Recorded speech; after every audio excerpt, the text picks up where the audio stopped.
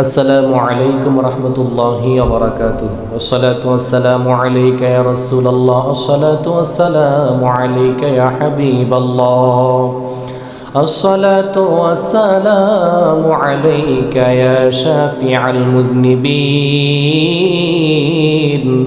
الصلاة والسلام عليك يا رحمة للعالمين الحمد لله رب العالمين والعاقبة للمتقين والصلاة والسلام على من كان نبيا وآدم بين الماء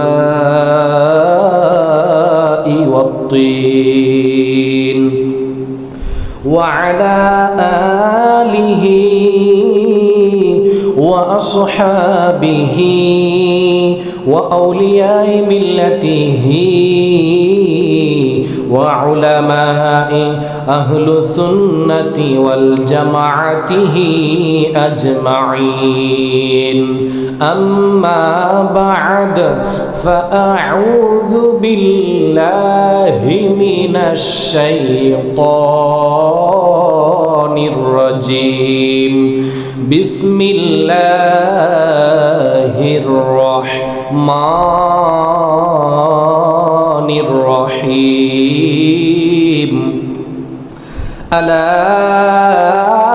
إن أولياء الله لا خوف عليهم ولا هم يحزنون الذين آمنوا وكانوا يتقون صدق الله العلي العظيم وصدق رسوله النبي الحبيب الكريم فقال تعالى في شان حبيبه ومحبوبه ومعشوقه مخبرا وآمرا إن الله وملائكته يصلون على النبي يا أيها الذين آمنوا صلوا عليه وسلموا تسليما اللهم صل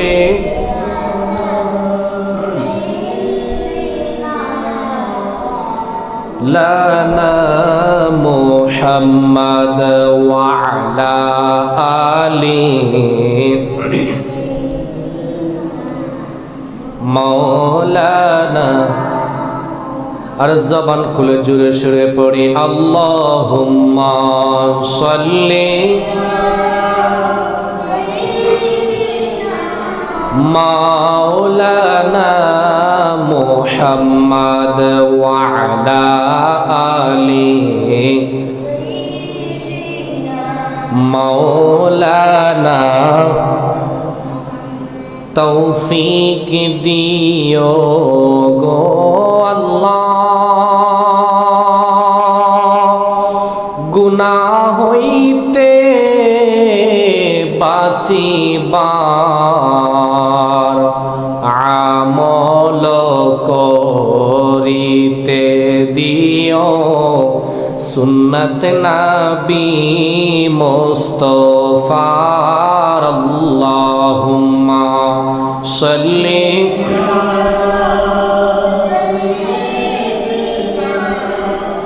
মাওলানা মুহাম্মদ ওয়া আলা আলিহি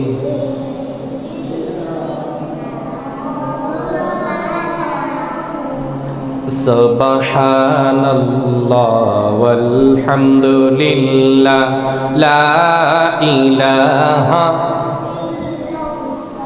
সুবহানাল্লাহ ওয়ালহামদুলিল্লাহ লা ইলাহা লা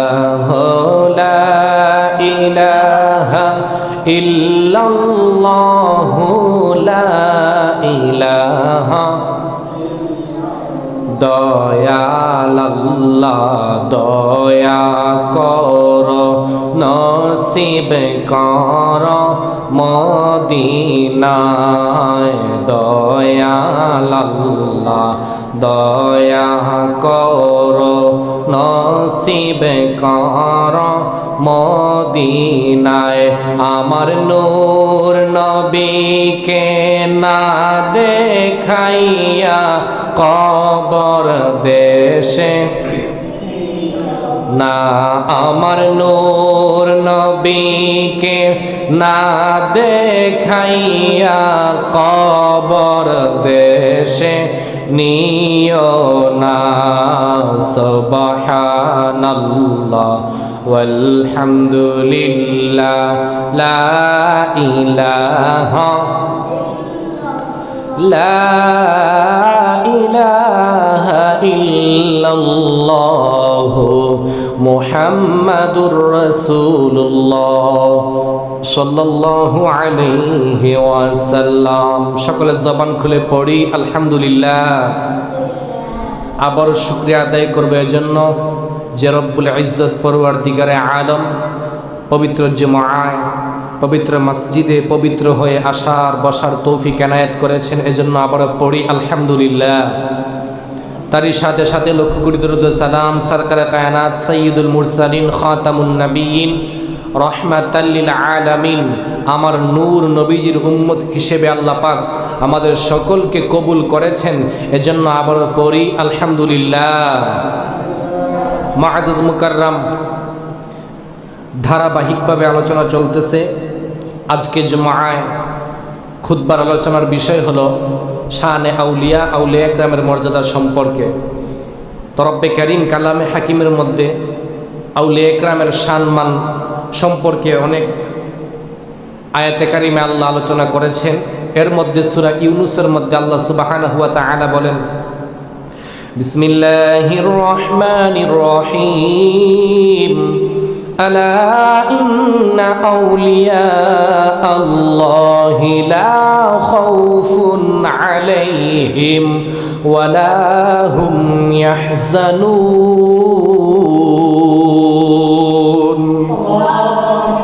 স্বয়ং রব্বুল আলামিন কালামে হাকিমের মধ্যে বলেন, আলা সাবধান, ইন্না নিশ্চয় আল্লাহ ওলিদের শান আজমত বর্ণনা করতে যাইয়া আমার আল্লাহ প্রথমে সাবধান শব্দ ব্যবহার করে সতর্ক বাণী করে। আমার আল্লাহ কয় আলা আলা সাবধান। এ আমার বাবারা রে, দুনিয়াতে চলতে গেলে বলেন তো গাড়িতে চলতে হয় কি হয় না? গাড়িতে চড়তে হয় কি হয় না? গাড়িতে চড়া লাগে, গাড়ির মধ্যে ওঠা লাগে।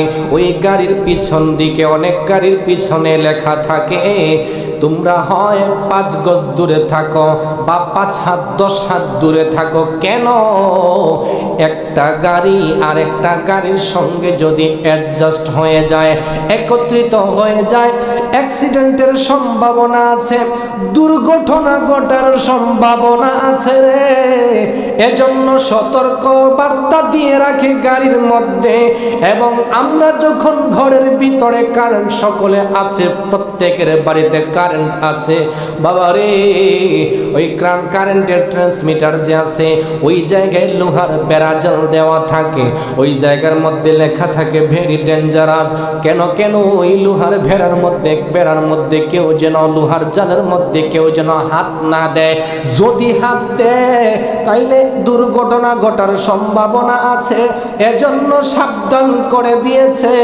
ঠিক তেমনি ভাবে আমার আল্লাহ ওলিদের শান আজমত, ওলিদের কথা বলতে গিয়ে আমার আল্লাহ এর আগে বলেছেন আলা সাবধান, ইন্না নিশ্চয় আউলিয়া আল্লাহ।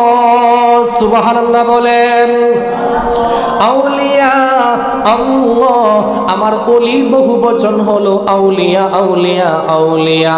অলি এক বচন আর আউলিয়া বহু বচন। অলি অর্থ বন্ধু, আউলিয়া অর্থ আল্লাহর বন্ধুগণ। আউলিয়া আল্লাহি, আল্লাহ কয় যারা আমার বন্ধু হবে রে, লা খাউফুন, তাদের কোনো ভয় নাই, ওয়ালা হুম ইয়াহজানুন, এবং আমার ওলি যারা হবে তাদের কোনো চিন্তা নাই, চিন্তা নাই।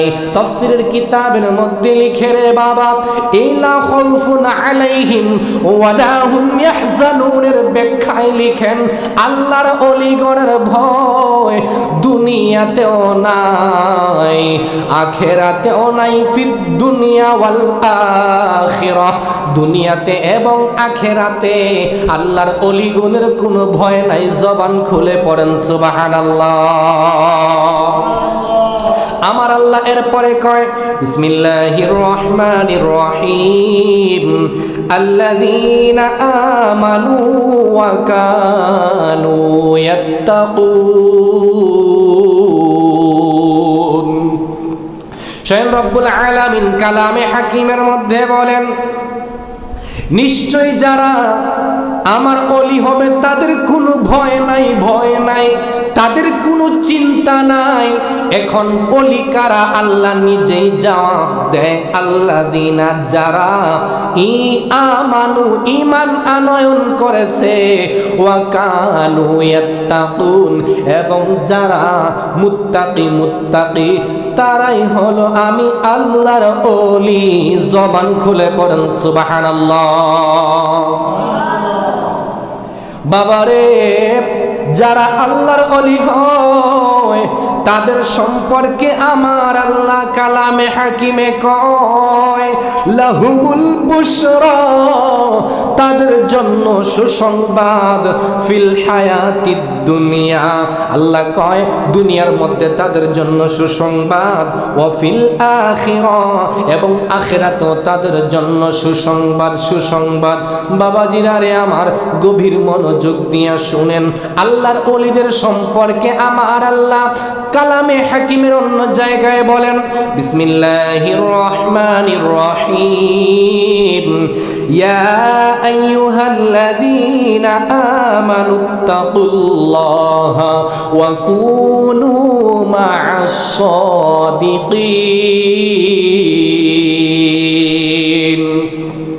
স্বয়ং রব্বুল আলামিন কালামে হাকিমের মধ্যে বলেন, ইয়া আইয়ুহাল্লাযীনা আমানু, হে ঈমানদারগণ, ইত্তাকুল্লাহ, আমি আল্লাহকে ভয় করো, আমি আল্লাহকে ভয় করো, ওয়া কুনু মা'আস সাদিকিন, আর আমি আল্লাহর বন্ধু যারা আছে রে, আর আল্লাহ কয় সাদিকিন, সত্যবাদী যারা আছে তাদের সঙ্গী হয়ে যাও, সঙ্গী হয়ে যাও। তাফসীরের কিতাবে লিখেন, সত্যবাদী কারা জানেননি? সত্যবাদী হলো আমার আল্লাহর ওলিগণ, সিদ্দিক, ফারুক, শহীদ, তারা হলো সত্যবাদী।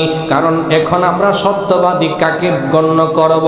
বাবারে, এই জামানা তো বেলায়েতের জামানা, নবুয়তের দরজা বন্ধ হয়ে গিয়েছে।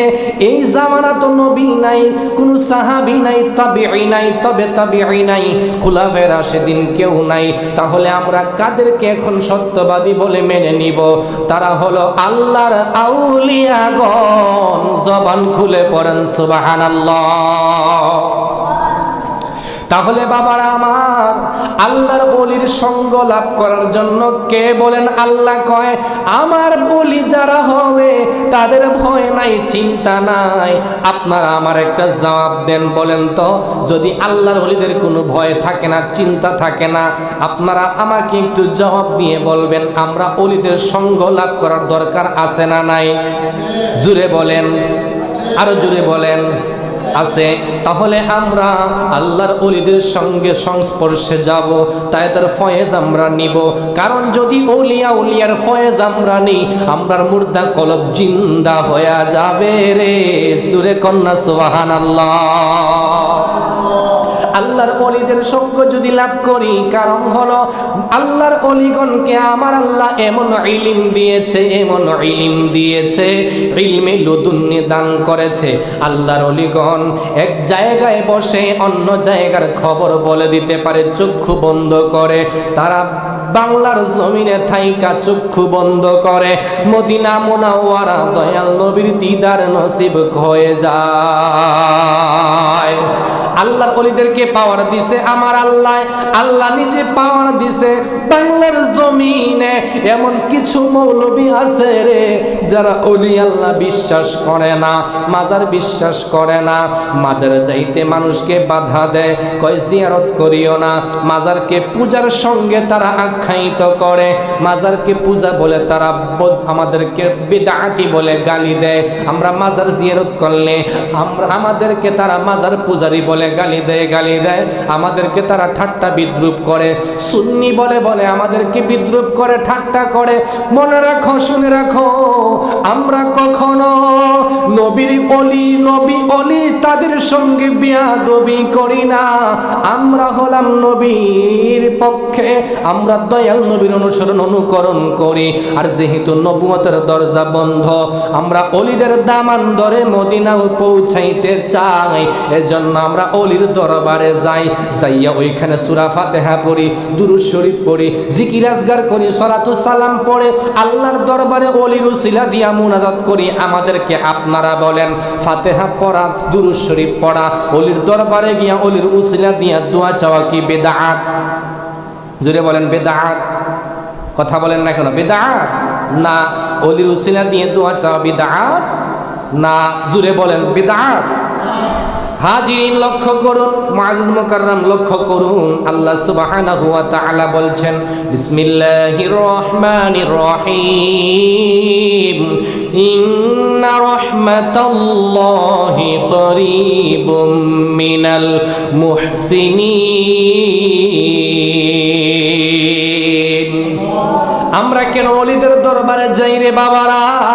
আমার আল্লাহ কয় ইন্না নিশ্চয় রহমাতুল্লাহি, আমি আল্লাহর রহমত, মিনাল মুহসিনিন, মুহসিনিন বান্দাদের কাছে।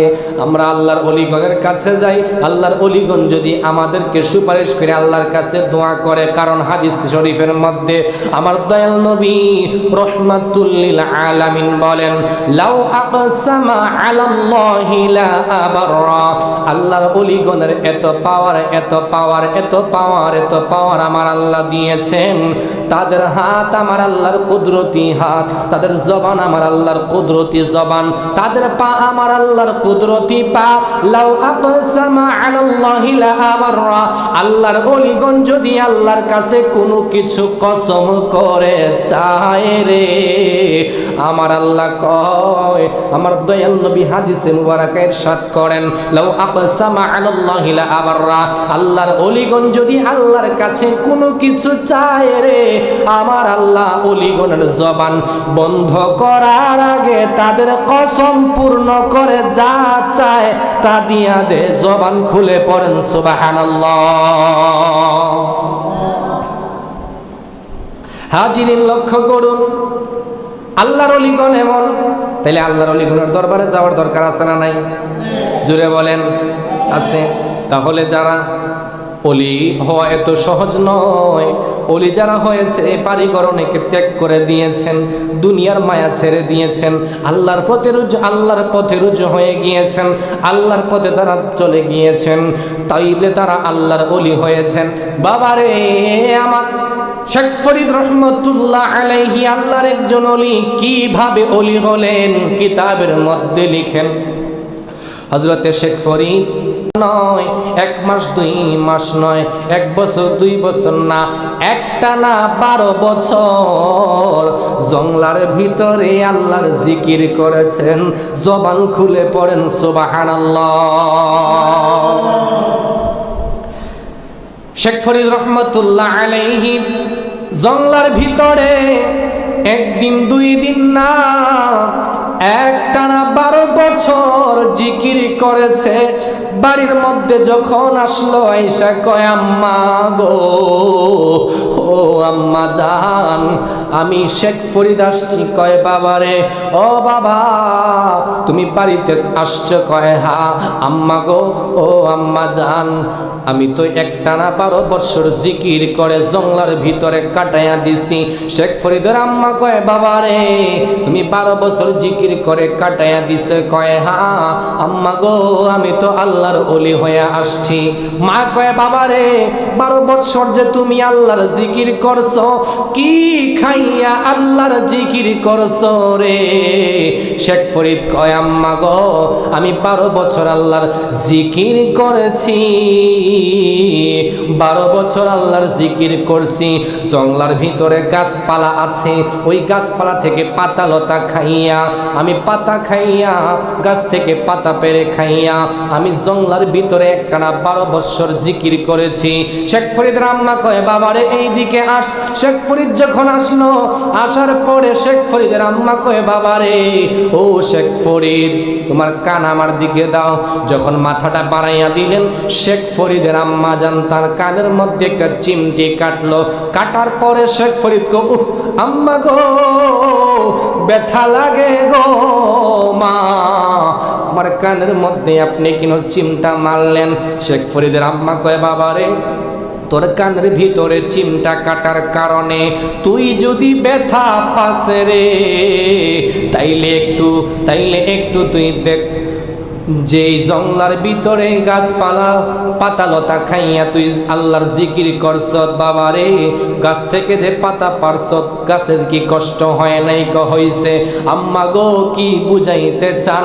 শেখ ফরিদের আম্মা কয় বাবারে, তুই যেহেতু গাছ থেকে পাতা পেরেছিস, পারার পরে গাছ যদি কষ্ট পায় থাকে, শুনে রাখ, শুনে রাখ, তুই যে আল্লাহর ওলি হয়ে গেছত বাবা, শুনে রাখ, কাউকে কষ্ট দিয়া আল্লাহর ওলি হওয়া যায় না। শেখ ফরিদের আম্মা যখন এই কথা বলল, শেখ ফরিদ কয় আম্মা গো, তাইলে আপনি আমারে খানা দিয়া দেন, আমি জঙ্গলার ভিতরে যাইয়া আবার জিকির করব গো আম্মা, আপনি আমারে খাবার দিয়া দেন। শেখ ফরিদের মা 3টা রুটি বানাইয়া শেখ ফরিদ রে কয় বাবারে, ও শেখ ফরিদ যাও, তুমি জঙ্গলার ভিতরে যাইয়া জিকির আরম্ভ করো। 3টা রুটি আমি বানাইয়া দিলাম, তোমার যখন ক্ষুধা লাগবে রে, তখন এই রুটি তুমি খাবে, খাওয়ার পরে তোমার ক্ষুধা নিবারণ হয়ে যাইব। শেখ ফরিদ রহমতুল্লাহ আলাইহি জঙ্গলার ভিতরে যখন গেল, যাওয়ার পরে জিকির করতে লাগলো। 1 দিন 2 দিন চলে যায়, রুটি খায় না। 1 সপ্তাহ 2 সপ্তাহ চলে যায়, রুটি খায় না। শেখ ফরিদ রহমতুল্লাহ আলাইহি 1 বছর 2 বছর অতিক্রম করলো, রুটি খায় না। 12 বছর যখন পূর্ণ হয়ে গেছে, রুটি নিয়ে বাড়িতে যখন ফেরত আসছে, তার মা কয় বাবা শেখ ফরিদ তুমি কি আবার চলে আসছো? কয় মা 12 বছর আবার জিকির করে কাটাইয়া দিয়ে আসছি। আম্মা গো, এই নিন গো আম্মা, আপনি আমার 3টা রুটি বানাইয়া জঙ্গলার মধ্যে দিছিলেন জিকির করার জন্য। আম্মা গো, এই 3 রুটি আমি আবার ফেরত নিয়ে আসছি। মা গো, এই 3 রুটি আপনি নেন। শেখ ফরিদের আম্মা কয় বাবারে, তুমি জঙ্গলার ভিতরে 12 বছর যে কাটাইয়া দিলা, কি খাইলা? কয় আম্মা কোনো কিছুই খাই নাই, পানি খাইছি, পানি খাইছি, পানি খাইছি। বাবারে তোমার যে রুটি দিলাম, রুটি কি খাও নাই? কয় আম্মা আমার নফস বলছে খাওয়ার জন্য গো, কিন্তু আমি মনে বলছি না না না, একটু বলছি একটু পরে খাবো, একটু পরে খাবো।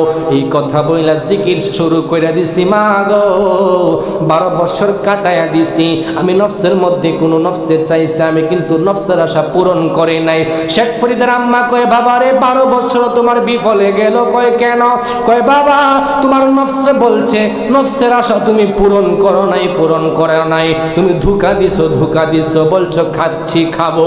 এই কথা যখন বলছো বাবা, শুনে রাখো শেখ ফরিদ, কাউকে ধোঁকা দিয়া আল্লাহর ওলি হওয়া যায় না।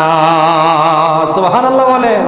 বাবারে শেখ ফরিদ কয় আম্মা গো ও আম্মা জান, আমারে আপনি একটা ডিম খাওয়াইবেননি? কয় বাবা 12 বছর 24টা বছর কাটায়া দিলা জঙ্গলার ভিতরে আল্লাহরে পাওয়ার জন্য। আমি বলি বাবা তোমার ডিম খাওয়াবো। হ্যাঁ।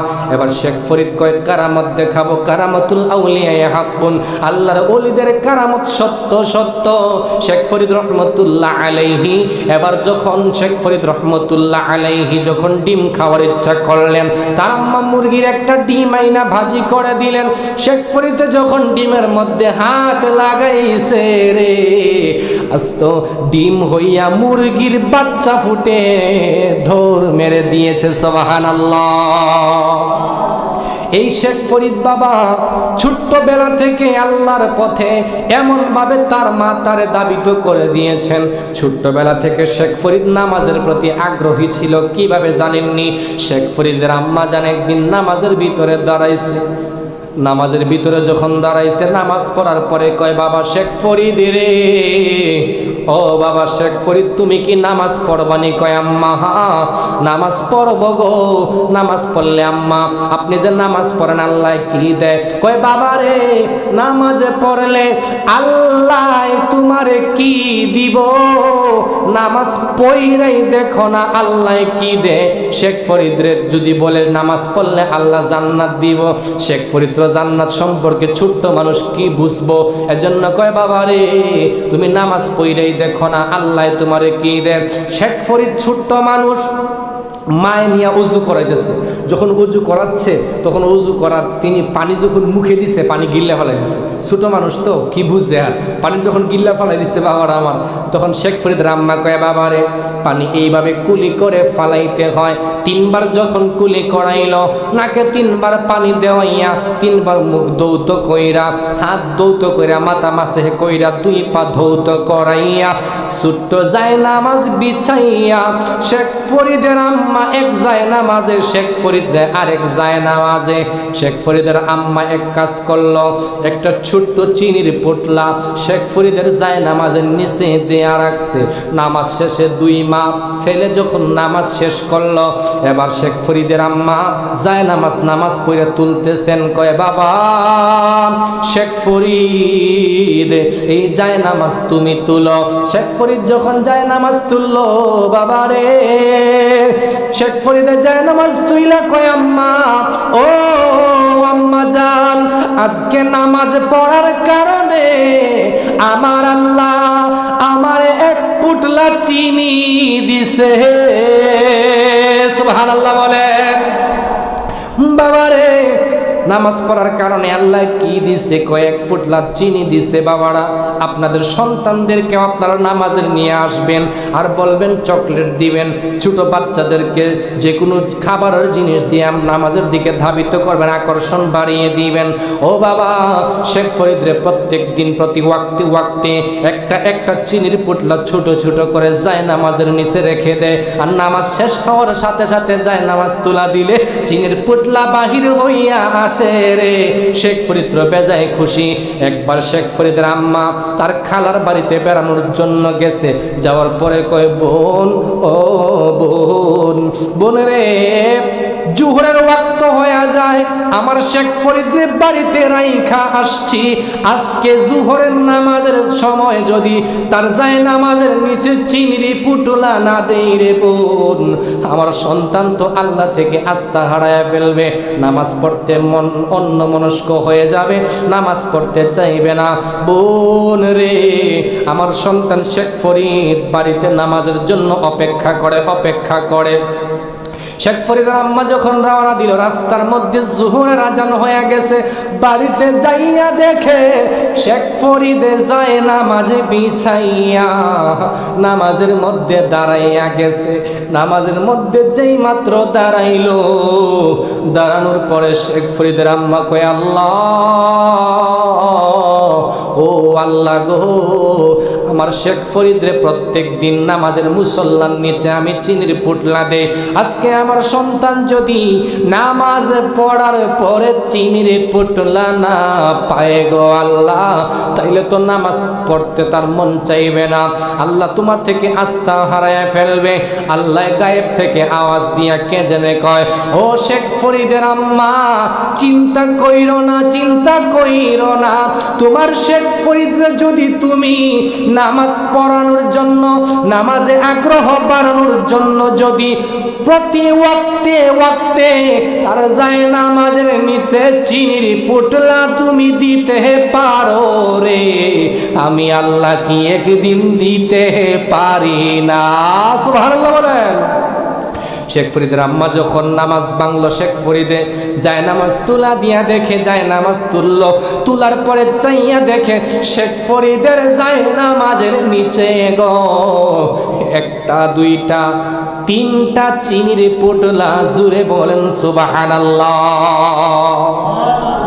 মুআজ্জাজ মুকাররম দেখেন শেখ ফরিদের আম্মাকে আল্লাহ প্রত্যেক দিন আল্লাহ গায়েব থেকে আওয়াজ দেখো, প্রত্যেক দিন তুমি তো একটা করে চিনির পুটলা দাও, আজকে আমি আল্লাহ দেই। শেখ ফরিদকে আম্মা আজকে আমার আল্লাহ খুশি হইয়া নামাজ পড়ার কারণে তিনটা চিনির পুটলা দিয়েছেন। জুড়ে পড়েন সুবহানাল্লাহ। মুআজ্জাজ মুকাররম, তাহলে আমরা সময় শেষ হয়ে গিয়েছে, আমরা সামনে পারি না। মুআজ্জাজ মুকাররম, আপনারা সকলে প্রত্যেক দিন প্রতি জুমায় আগে আগে আসবেন, আলোচনাগুলো শোনার চেষ্টা করবেন, সন্তানদেরকে মসজিদে নিয়ে আসবেন, নামাজ পড়ানোর চেষ্টা করবেন। বাবারা, নামাজের আপনারা মরে যাবেন, একদিন দুনিয়া থেকে চলে যাবেন, কিন্তু এই বাচ্চারা ভবিষ্যৎ আগামীতে নামাজ পড়বে, তাদেরকে আপনারা শিক্ষা দিয়ে যান। মুআজ্জাজ মুকাররম, তাহলে আমরা ওলিয়া উলিয়ার দামান ধরবো, ওলিয়া উলিয়ার ফয়েজ নেওয়ার তৌফিক আল্লাহ এনায়েত করে পড়ি আমিন। মুআজ্জাজ মুকাররম, আমরা বেশি বেশি করে জিয়ারত করব, রাজি আছি তো সবাই? সকলে ইনশাআল্লাহ আমরা আল্লাহর অলিগণের মাজার জিয়ারত করব। আল্লাহর অলিগণের দেশে ইসলাম এনেছেন, কথা বলেন ঠিক না বেঠিক? আল্লাহ পাক আমাদের সকলকে ওলিয়া উলিয়ার প্রেমিক হওয়ার তৌফিক এনায়েত করে, সকলে পড়ি আমিন। আমা তৌফিক ইল্লা বিল্লাহ। যারা সুন্নত পড়েন নাই 4 রাকাত কাবলাল জুমা আদায় করেন।